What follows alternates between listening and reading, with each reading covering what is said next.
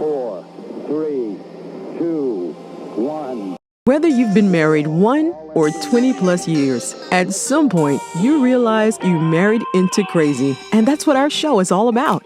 If your marriage or relationship is compassionate, real, accountable, zealous and yielding, or just plain crazy, Snooks and Lovey offer love, laughter, and a dose of reality as they unpack this thing called marriage. Sit back, relax, and get your ear hustle on. It's time to start the conversation. Welcome back to another episode of the Married into Crazy podcast with Snooks and Lovey. I'm Snooks. And I'm Lovey. And as always, you could be doing so many other things, and we're grateful that you've decided to join us for this particular episode. For those of you that are new to the podcast, welcome. For those of you that have been rocking with us for a while, you know that this is a podcast that's about all things marriage. And we're a couple that's been married close to 30 years now. She old? No, but you know, we've been around for a moment, right? And we've been through some things.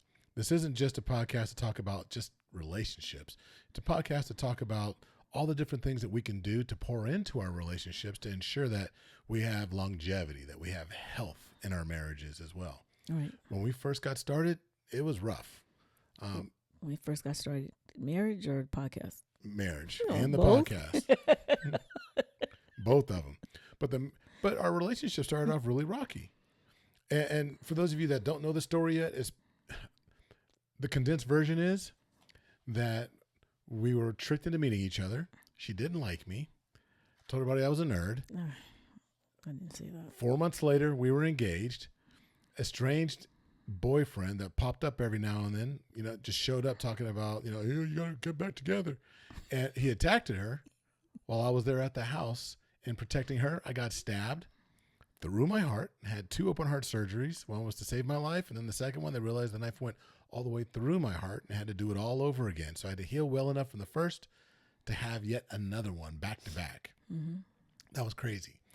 And then you would think that everything got better, but I mean, it was okay until 4 years later, she asked for a divorce. I said I wanted a divorce on our anniversary dinner at Morton's. She laughs about it. So if you look at our Instagram Wow. or you look at our social media, you'll see that when we were in Chicago this past week That's why for I'm the laughing. 1%er conference, we're walking down the street. We're in Miracle Mile walking around downtown Chicago. She looks up and she just starts cracking up. And I'm like, what's going on? And then she looks and points and It was Morton's Steakhouse.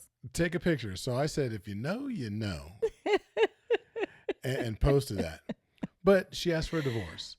Mm-hmm. But we survived it. There were a lot of things that transpired that helped us turn that corner, but it wasn't because of us. It was because of God and the people that we surround ourselves with, and there was time involved.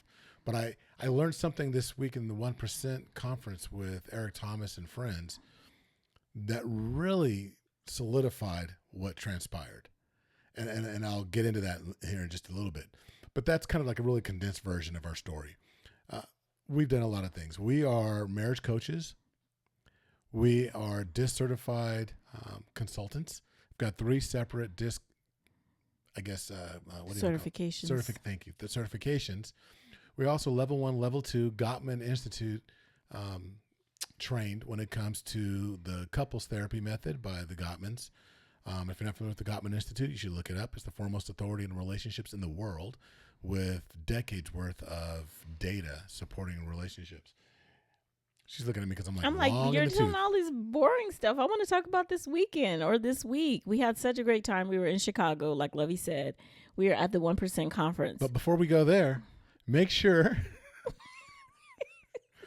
you like and subscribe wherever it is you're listening to us or watching us, right? So just go there, like, subscribe, and see all the different ways that we go to marriedintocrazy.com. Take a look and see what we do to lift up marriages. Not only is it just our coaching, but in this podcast, we also bring you other couples, amazing couples that have been through a lot of different things, had adversity, and they talk about their journey as well as what got them to the other side. And we let them pour into your relationship as well. And we bring subject matter experts from time to time to talk about different aspects or different nuances of things that you can do that will assist you in having that healthy marriage. Now back to Chicago. Thank you. My goodness. Chicago was so bomb, y'all. Chicago was so bomb. I hadn't been to Chicago in like at least 35, 36 years. And I wasn't in Chicago back then like I was in Chicago this time. We got in on a Tuesday. We did Lovey was very adamant. He's like, I want to take you on the architectural tour. And so I was like, okay, I wasn't really, he was like, remember I was on the boat, blah, blah, blah, whatever. I remembered, but when I got on the boat and we down the little river, whatever that is. Oh my gosh, I love skyscrapers. I absolutely love tall buildings. To me are like art for the skies. And beautiful, beautiful buildings out there. I loved it. And after that, we did that. Took a whole lot of pictures. We went to Ghirardelli's. Man, that was a highlight. Ghirardelli. We went to Ghirardelli's twice because she was like, I want to go back. I want to eat more ice cream. What's crazy is because I know we have Ghirardelli's out here, but for whatever reason, I don't know, maybe because we were just outside like that, the ice cream was so good. My gosh, it was so good. But we just really had a great time, and that was just, us being out and about. It was great to see some of the people I want to say that we haven't seen for a long time. There were people there that I've known but never physically met, just being in this space, Breed University through Lovey, and just surrounded by ET. I want to say his following, but a lot of things that we started in the beginning, it was surrounded by ETA. So getting to see Eric Thomas and Associates. Oh, sorry. Yeah, ET hip hop preacher. It was. It was so amazing just to see people, and then that was just the personal social part of it. When we went to the conference, and it's heck of funny. I got on my 1% T-shirt for 2020. So funny story. Right, we have made plans to go to the 1% conference in Toronto. Wasn't it in Toronto? Yep. It was supposed to be in Toronto, but because of COVID, we couldn't go. So now my 1% T-shirt, because we were going to be volunteers, my 1% T-shirt is now my workout shirt. So it's fitting that we're talking about the 1% 2026, and I'm wearing my 1% 2020. And the conference in itself was amazing. So it's a 3-day conference where you actually had, the first day was the women's conference.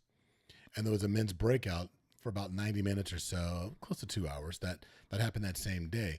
And then on Friday, that was Thursday. Then on Friday, you had the men's conference. All the men came in. And there was a women's breakout session as well. And then on Saturday, it was the combined VIP session.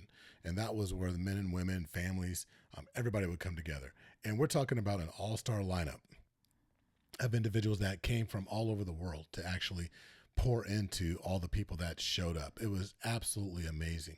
You had the likes of Rory and AJ Vaden. Then you had Jeremy Anderson. You had Pastor Jamal Bryant. There was Pastor Don Johnson and First Lady Phaedra. There were, of course, E.T., CJ, Candace, Nikki Saunders. DeDe. Oh, my goodness, DeDe. DeDe was in rare form. Look, it's funny. Everyone talks about Eric Thomas, right? And he's a good dude, and he's a great guy. We all love E. He's a friend of ours. But when you announce DeDe and the whole place erupts, you know who the superstar is. She's behind the scenes for so long, and there's such a following. When it was just amazing. And to see her shine the way that she shined, it was so cool. Yeah, it's funny, like you said, he's been doing this for what, 20, 21, 20, however many, 20 years or so. And she had always been just behind the scenes. But I think people get excited to see her because it's like she never wanted to be up on stage. She never wanted to speak. That was his thing. But to see her just embracing it and be so natural with it, she doesn't come across as she's putting on airs or whatever. What you see is what you get, and that, I think, that might be one of the things that really draw people in, the authenticity and how genuine she is about some of the stuff she says. She's not trying to be like, oh yeah, because Eric, he's so great, he's so, and not She's that, real. you know, She tells it all. she's like, yeah, we have our problems, yes, we have our whatever. Just because he's out here doing the motivational thing doesn't mean that when he comes home there are times where we ain't really getting along all that great, but we work it out, you know. So it was just great to see her. Not just her, but well, the other part of it too is that when he tells his story, he makes sure that everybody understands that he is who he is because of DeDe. DeDe held it down when he was doing things. He was out traveling, whatever. He always made sure to Give her flowers. that she gave her all the time. Everybody knows that if you see him and you appreciate what he does, that is impossible without his rock, without DeDe. And of course, without God. I mean, God comes first. And it was nice also for the men, we actually got to see Jada as well. So Jada and ET had time up on the stage talking about, fatherhood. And that was absolutely amazing. There were so many different aspects. As a matter of fact, I'd love for you to pick out maybe for us to go back and forth, because I had a major, epiphany while I was there as well, because of this conference. And I'd love for you to share like maybe 2 or 3 items that stood out to you that you can share with everyone. Or 5, no. First and foremost, should have been there. So we're not going to give you all the nuggets, but it definitely got to be there next year. But yeah, well, and Jameis Winston was Jameis. Also there. I forgot, yeah. And one thing that he said, and people say it all the time, be grateful, but he always showed gratitude, and that's so applicable even especially in our marriages. We need to make sure that we're always showing gratitude for the smallest of things. Don't take anything for granted. These are not new principles that you never heard or whatever, but always show gratitude for your partner, for your spouse. Because I feel like when you're showing gratitude, that's when you're open. You know what I mean? So that was one thing that, very simple, but the fact that we still need to say it. Make sure that you're always showing gratitude. It's funny you bring up Jameis, because there's something that happened during the conversation with you. First and foremost, he's a guy that it's hard to hate him because I love him, but I can't stand it when he tears the Steelers up. There was that game in the snow where I'm like, calm down. No, I was about to call him out, be like, man, why'd you do that to my boys? No. But there was a thing. There's a genuineness that came across from the stage. And we weren't that far from the stage, but it was funny. At 3:30 on the nose, his phone alarm went off while he was up on stage, in front of all these, thousands of people. And his phone goes off and he apologized. And ET just looked at him. He was like, oh, okay. And he's like, no, you have to understand. So he wanted to explain why his alarm went off. And this speaks volumes about the man that he is. And he said every day at 3:30, no matter where he is in the world, his alarm goes off. And it's to represent Scripture, John chapter 3, verse 30. And it reminds him that in order for him to progress, he has to decrease himself for God's increase. And that's John chapter 3, verse 30. And I thought, wow. And so guess what? Your boy now has an alarm set for 3:30 every single day, because that was a major thing. I'm like, why didn't I think of that before about scriptures? But it just stood out to me. So, and there may be another scripture down the road that I'll do that with, but that right there spoke volumes about him. But it also was a call to action for many of us, that if we want to truly, and this is about our relationships, right? It's not just about the individual, but if you want your relationship to increase, then in some fashion, some way, you have to decrease and let God increase in your marriage. It's not a 2-person thing. You both said I do before God, but God is at the helm, or should be at the helm of your marriage. So if you as a couple want to truly prosper, then our egos, we need to check them at the door, decrease them, and increase God's presence in our relationships. I thought that was a major takeaway for me as well. So I'm glad you mentioned that. Okay. You want to go? Yeah. So there was another part There were so many parts, actually. There's a lot of parts. There was, on Saturday, there was service, church service. Oh. And ET came out and he was talking and he was, very impassioned, and because, he's a pastor.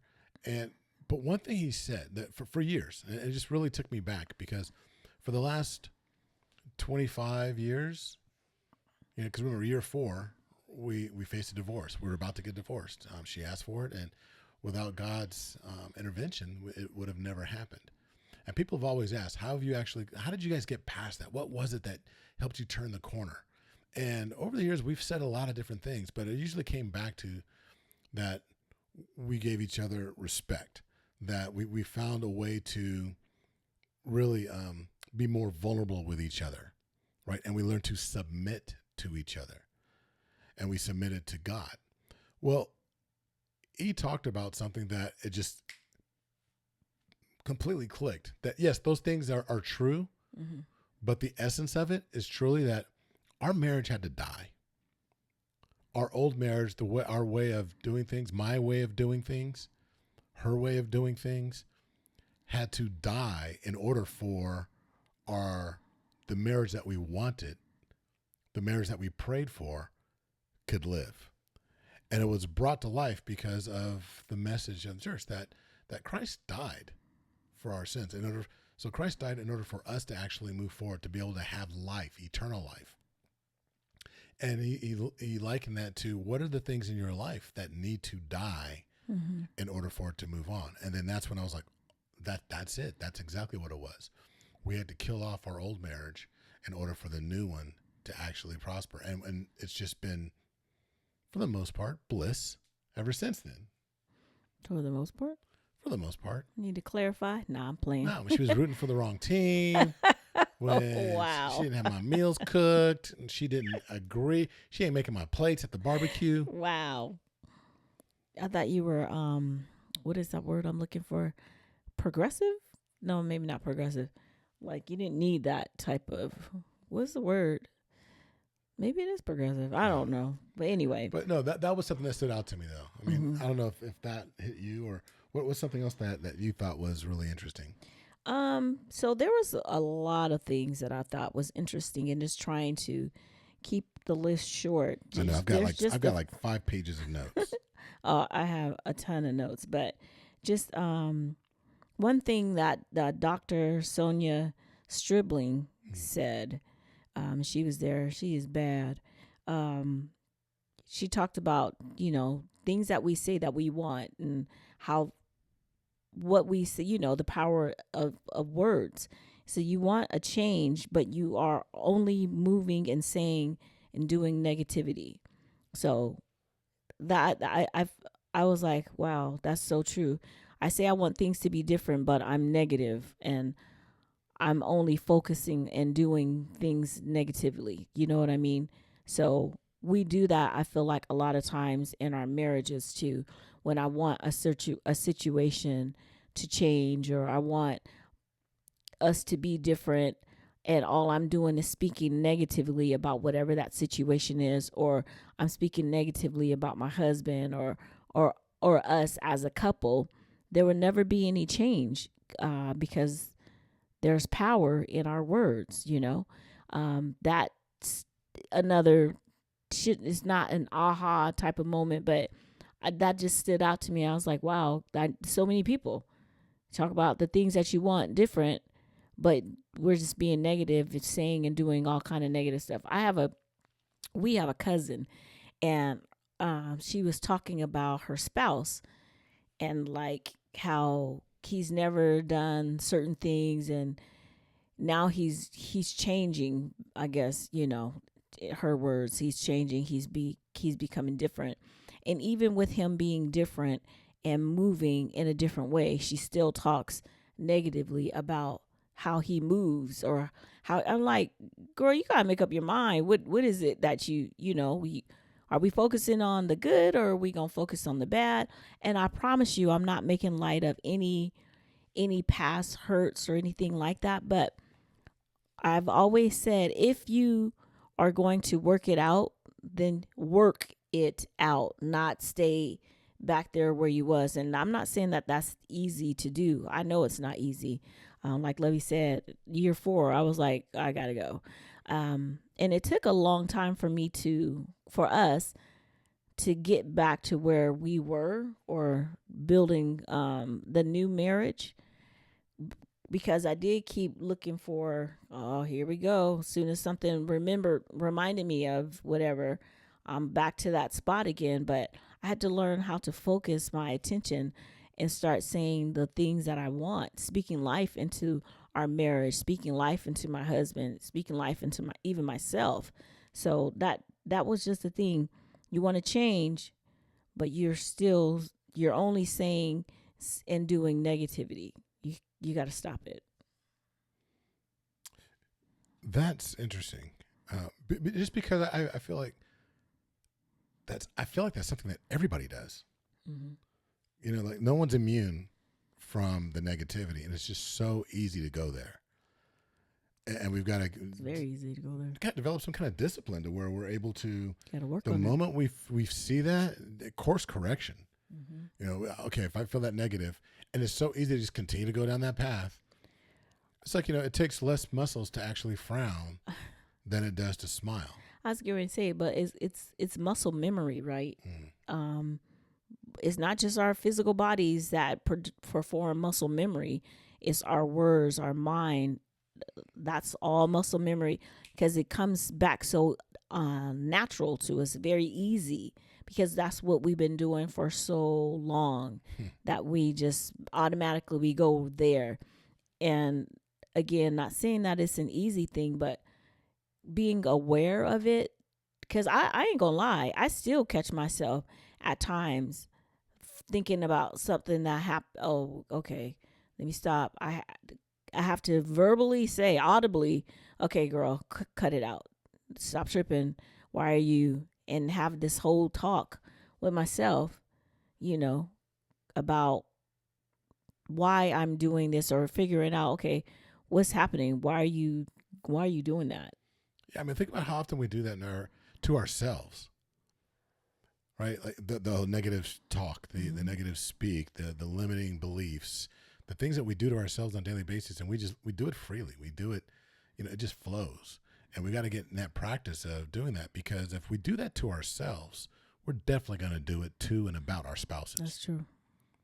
So we've got to get that self-control in that respect. And this is no shade on anybody. It's because we all do it. And that's one thing that we have absolute control over, that we can exercise some methods to try and actually do that. And that might be it. Like, what are some practical steps to actually cut that, to nip that in the bud, like you said, to just don't. No.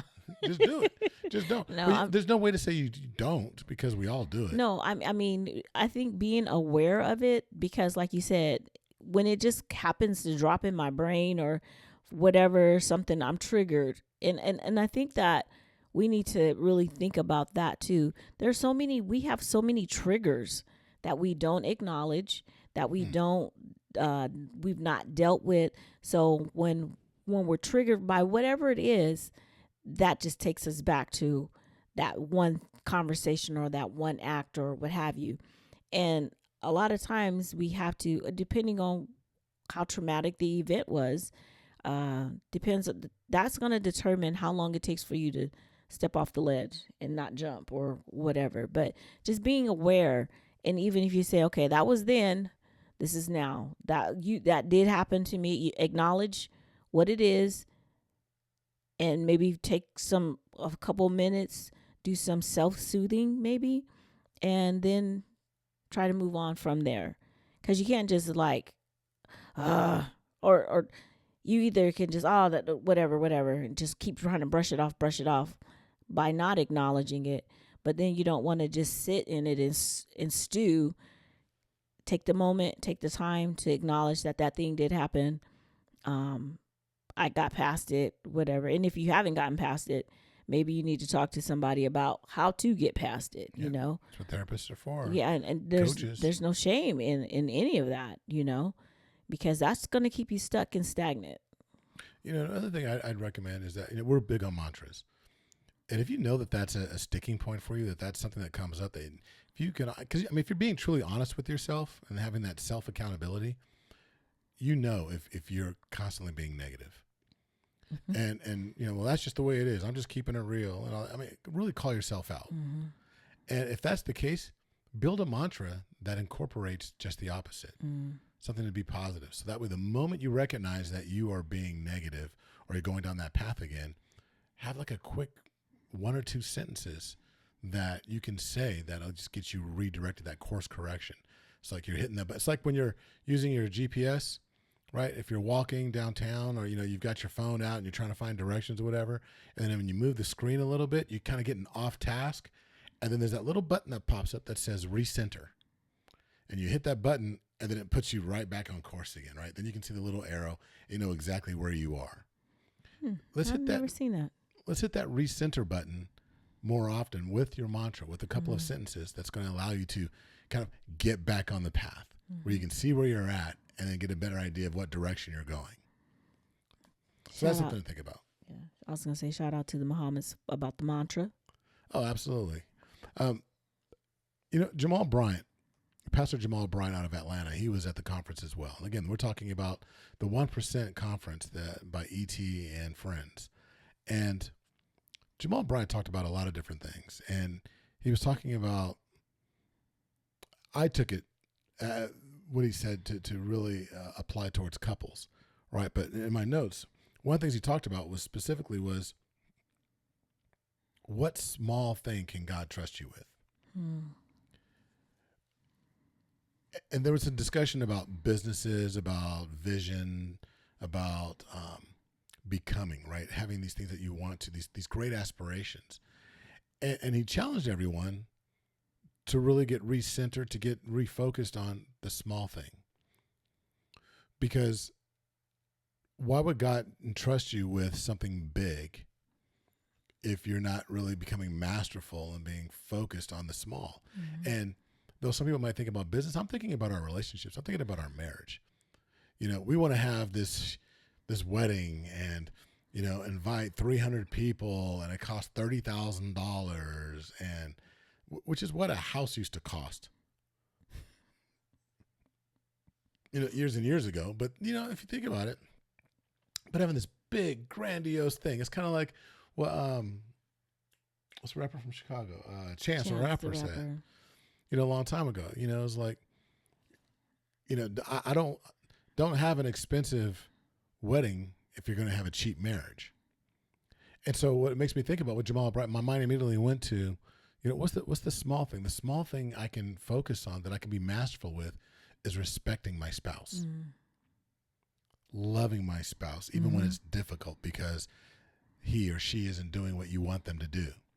Or, you know, there's a difference of opinion when it comes to finances or whatever. Become masterful with seeking and finding harmony on the daily. And if you can focus on these little things, that's why we created the I Can. It's the little things that add up that you do. Right. And if you can become masterful with that, God will bless you with so much more. But instead of saying, well, you know, I want to do the vacations and I want us to, you know, have this big grandiose, you know, I want everybody to see our marriage as being this amazing thing, you know, rather than doing that, how about forgetting about what other people are watching and just you two focusing on the small things? Become phenomenal at the small in your marriage, and you'll be amazed at what God can do with you in order to actually have that, you know, that much more. He'll grant so much more. And that was a takeaway that I had. I mean, Jamal Bryant said a lot more, but that in itself really stood out to me. I'm about to be facetious right now, but I was like, is he using the analogy of the wedding? Because we're trying to plan. I'm planning our 30th wedding anniversary, and it's supposed to be big. I'm just wondering if that was your. Is that what God really wants for us?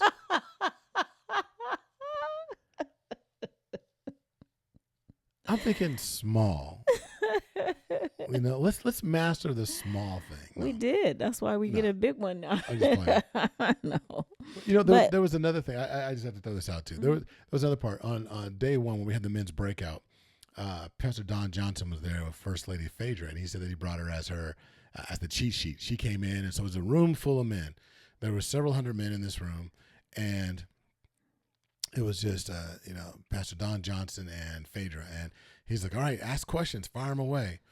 And one thing that one of the guys asked, I just wanted to get this out there, because I've heard it come up multiple times. So it wasn't there, but it was just like, okay, people are really thinking about this because I'm hearing it over and over again. A gentleman asked, so what is it with the wives, once you get married, that they all of a sudden, they need to be the best friend? Why do they want to, why do you guys, he says, he pointed to her like, why do you need to be my best friend? Before we got married, I had friends. And it was funny. Her response immediately was, well, I think the bigger question is, why don't you want her as your best friend? Right. Tell me why. And I laughed. I mean, a lot of people did. It was a very lighthearted moment in there. So it wasn't like he was getting, put on blast. But it's funny. One of the things that people have asked us over the years is like, how have you two gotten along so well, after you got past that whole year 4? And I think the secret to our success, our secret sauce, is that my wife is my best friend. You have to recognize that love, as amazing as it is, can be fleeting at times. There's times where love is not in the room. I mean, do I love her? Yes. Do I like her? Yeah, there's times. But honestly, you make it plain. No. Honestly, what it is, your friendship's going to stand in the gap when love isn't enough. Mm-hmm. Mm-hmm. Yeah. Right. And so that friendship is extremely important and it's got to be that friendship between husband and wife that has to be paramount, because the friendship you have with your boys, like, I had friends before I came into it. The friendship that you had then and that you still have isn't the thing that's going to sustain your marriage. I mean, they might tell you, hey, you tripping. You need to go back home and talk to your wife, which is a great thing. Those are the people you want around you. Yeah.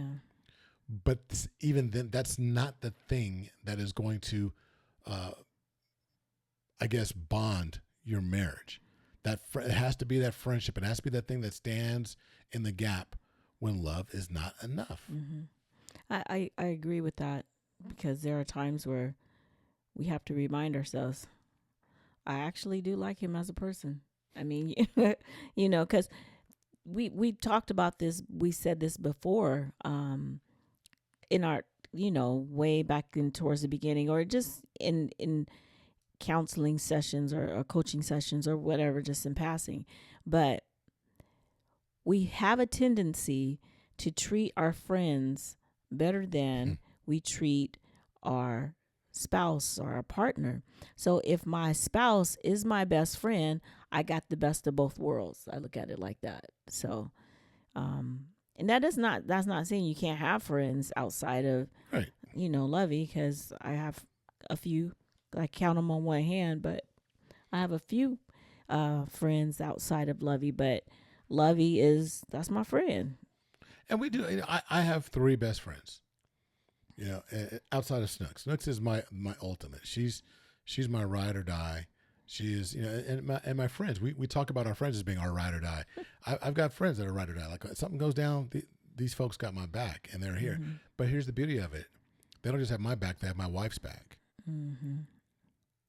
They better. My closest friends, will check me in a heartbeat if they even get an inkling. If my tone is off with my wife, they will check me. Shout out to Terry. Yeah, shout out to Terry. But it's one of those things where it's just extremely important. There's nothing wrong with having other friends, but you got to make sure that the number one relationship you have is with God, right? And if you have a strong relationship with God, that should form the foundation and give you incentive to make sure that you have a close relationship and a friendship and a bond with your spouse as well. I mean, it sounds like these are things that everybody should do, but listen, it's just like common sense. It ain't so common. Right. Not everybody has it. Not everyone has it. It's one of those things that the things that may seem great to you, that's fantastic. Mm-hmm.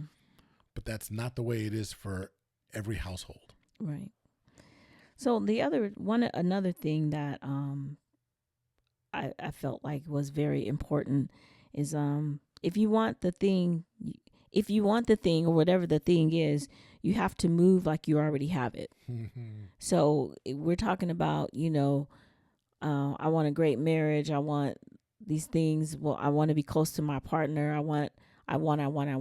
So start moving like that. That means let go of that. Kind of ties into what I said before. Stop moving negatively. Start showing gratitude, making sure that if you have to extend the olive branch, do that. And I know that we sometimes get caught up in our emotions and our feelings, and I always got to be the one to be the blah blah blah. Well, I mean, how bad do you want this to work? And if this is just me personally, I feel like if you seem to be the only one that's doing that and extending or what have you, we need to dig deeper, find what is his follow-up or what is her follow-up. What are they doing? Because there may need to be some conversations that you have. But if you really, really want this to work, if you really want to have that relationship that you say that you want to go to that next level better than what you are now, you got to put the work in, and you start moving like it's already there. And before you know it, it will be there. A lot of people have asked me what changed when we were at year 4, when we were going through our situation. Or go through. Yeah. What changed? How did we come get to the other side of it? And I can't ever really say there was one particular thing that happened, but we started being intentional with each other. We started, and when I say awkward, I can't even express to you how awkward it was when we first started trying to navigate that space. It's like watching a baby, not newborn, but a baby when they start walking. They walk in and they're wobbly and they're, you're, I don't know, like, do I let them go? Do I not? How should I hover? Should I not hover? It's so awkward. It's so awkward. And then one day it wasn't, and we were just better for it. We were intentional, like I said, and I felt like we both were like, okay, if we gonna make it work, so we better start acting like it's working, and actually doing the work while we were acting like it was working, faking it till we was making it. Well, yeah, first off, that concept of if you want something, you need to go get it. Was that Sonia Stribling session that you got that from? No, I didn't get that from Sonia. Because I was curious, because I know there was a section. She did no, but she that it was her, because she did that with the women, and then she did it again on the second day. Well, our day together. With the men, because I was wondering, because there was a section where Sonia was like, I have these books I'm going to give out. And there were guys in the crowd that just raised their hands. And all the women erupted. Go get it, go, go, go. It was like they were screaming and yelling, like, you better go get that, go, go, go, go, go. Go get it. And then so finally a couple of guys ran up there to get the books. And it was funny because, and then Sonia said, look, if there's something, if you see something and you want something, you got to go get it. Ain't nothing ever going to drop in your lap. Mm-mm. Same thing goes for your marriage. If you want that healthy, harmonious, peaceful marriage, it's not going to just happen. Right. You got to put in that work. You got to go get it. Go get it. And there's going to be sacrifice. Something's going to have to die. Something's going to have to go by the wayside in order for you to get there, which is we're circling back to one of the other principles. Mm-hmm. But I'm not going to, we could sit here for hours talking about it, because it was such a dense knowledge. It was a very dense, knowledge-rich experience over the course of the 3 days. So before you shut it down, there is one thing that I do want to say. Sarah Jakes Roberts was there. Man, I just got chills right now. She touched my heart like no other. Oh my gosh, she was so powerful. And she was just powerful, not trying to come off powerful, hard. She's sitting in the chair. It was so funny because she's like, "Ooh, I'm tired," just being real. And then someone's like, "Oh, how you tired? You look so good." And she said, "With all this, what did she say? With this 1,000 tons of makeup on and this wig on my head." And the ladies, we all just laughed, because we've all had those moments where, like, I better look good because they didn't fix me up and did whatever, but she was so authentic and she was so real. And one thing that she said that some of us need to really, really work on, she said, pray for the person who hurt you. And that could be, in our relationships. And we've had couples that come to us and one is really hurt and they're like, I don't know what to do, blah, blah, whatever. But it's like you have to pray for them. Whatever it is that you're doing, whether we're staying, we're leaving, or what have you, pray for the person that hurt you, because that's where the healing comes, not just for them, I feel like, but for us too. Because when I'm praying for someone, I feel like my heart is healing. I can't get my words out, sorry. But pray for the person who hurt you. Prayer is amazing. If you don't do it, try it. Prayer is amazing. Pray for the person who hurt you. It's like that whole thing about forgiveness is not for the other person. It's for you. And I feel like praying for the other person, that's also healing the heart that is broken too. Yeah, and it's funny. There's that phrase, hurt people hurt people. Mm-hmm. When you're praying for that other individual that hurt you, for that spouse, that individual that hurt you, pray for guidance for yourself as well, because hurt people hurt people. If you've been hurt, it's very easy to lash out, in your own subtle way. And sometimes it's very brazen and straightforward and in your face. And there's other times where there's a reciprocation of that hurt, but possibly not so out there in your face, right? It could be very subtle. And so pray for yourself as well. Pray that not just for the other individual, but pray for the healing of your heart and how you move as a result of that hurt. Yeah. That's not relinquishing or advocating what the other person did. Mm-hmm. It's not relieving them of their responsibility. Mm-hmm. But what it is doing is hopefully opening up pathways of healing for you as well. Healing your heart. Exactly. And so, like I said, I mean, we could go on and on and on, but we thought it was great to say that this was an amazing conference. We had so much fun, like we said earlier, connecting with friends, seeing people I hadn't seen in years, but then also making some new friends. I made quite a few new friends while I was there as well. People that are down for their relationships, people that are achieving, doing so many great things for their communities as well. Nobody's surprised that Lovey made new friends. I gotta say, like, nobody's surprised that you made new friends, babe. So we get back on the bus. We come back. We fly back to Sacramento, and we're on the bus being taken to our car, right? So we're going back to our. There was a guy. He was just friendly, so we just started talking, whatever. And we have a family group chat, and in the group chat, my phone's going ding, ding, ding, ding. So this guy, his stop comes up. He gets off and he goes to his car. I look down at my phone. And I see Snooks saying, your dad's on the bus making friends. Just saying, dad's on the bus making friends. And everyone, we always say that when dad is talking to new people, dad's making friends. So, and Shanti just died laughing. She's like, dad's making friends. So she goes, yeah. I said, yeah. So what was you doing? I said, being quiet and sitting down. I let everybody know I hide behind my husband. Go out there, have fun. Leave me alone. That was fun. Hey, look, if you get the opportunity to go to a conference that you think is going to really be enriching for you and your spouse, do it. We invest in so many other areas. If you're investing in your 401k or whatever that equivalent may be, if you're working for a state or federal entity, if you are buying real estate, if you are investing in the stock market, if you are going to the library, getting books or buying books online, those are investments. But you know what?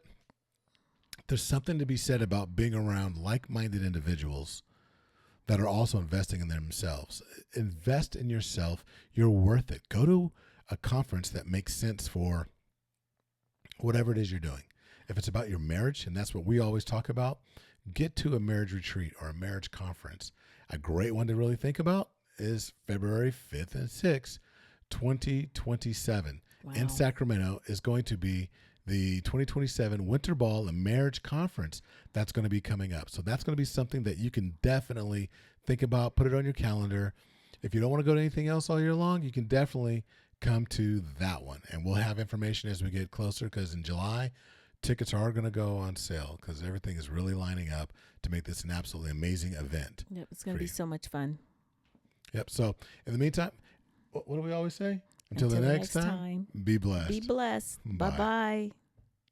Thank you for listening to the Married into Crazy podcast with Snooks and Lovey. Please like, subscribe to, and review the show wherever you access it, and tell a friend about us. Visit marriedintocrazy.com and see how Snooks and Lovey can bless your marriage directly.